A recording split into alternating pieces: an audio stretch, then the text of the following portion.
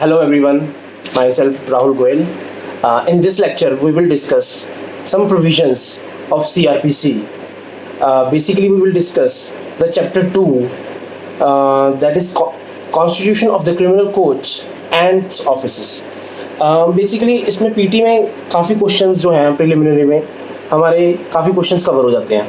तो let's begin with. तो basically under section 6 of the criminal procedure code the classes of criminal courts are being divided. Basically क्या है, सबसे पहले आपका हाई कोर्ट आएगा, उसके बाद कोर्ट ऑफ सेशन आएगा, उसके बाद जुडिशियल मैजिस्ट्रेट फर्स्ट क्लास आएगा, उसके बाद जुडिशियल मैजिस्ट्रेट सेकंड क्लास आएगा, and after that executive magistrate. अब क्वेश्चंस कहाँ बनते हैं कि एक तो क्लासेस ऑफ क्रिमिनल कोर्ट्स कहाँ पे डिफाइंड है. ये है हमारे सेक्शन 6 के अंदर डिफाइंड, जहाँ पे आपको सेक्शन 6 के अंदर सारे प्रोविजंस मिल जाएंगे.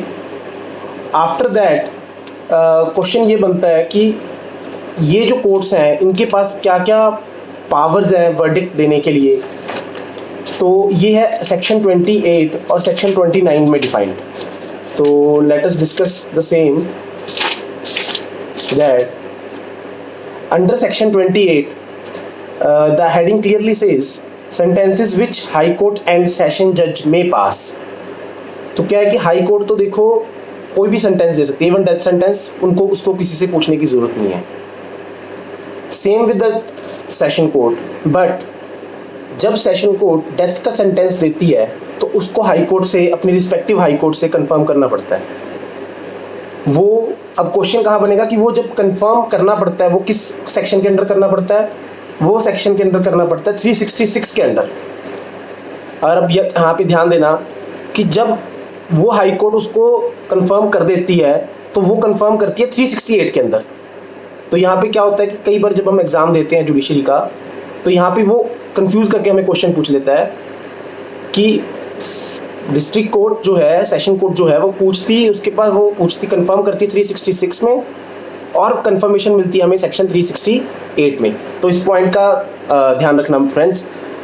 आफ्टर दैट अब बात बची कि जो हमारी बाकी कोर्ट्स हैं, लाइकवाइज जो कि सेक्शन 29 में डिफाइंड है कि विच मैजिस्ट्रेट में पास, कि जो मैजिस्ट्रेट पास कर सकते हैं उस सेंटेंसेस की क्या क्या वैल्यू है.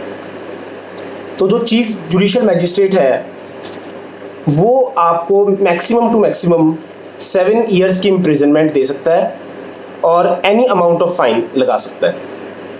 After that there is a judicial magistrate first class जो कि मैक्सिमम 3 ईयर्स की पनिशमेंट दे सकता है प्लस और मैक्सिमम 10,000 रुपये तक का फाइन इम्पोज कर सकता है.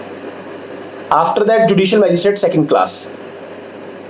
जुडिशियल मैजिस्ट्रेट सेकंड क्लास है जो वो मैक्सिमम 1 साल की पनिशमेंट दे सकता है और 5,000 का जो है वो फाइन इम्पोज कर सकता है.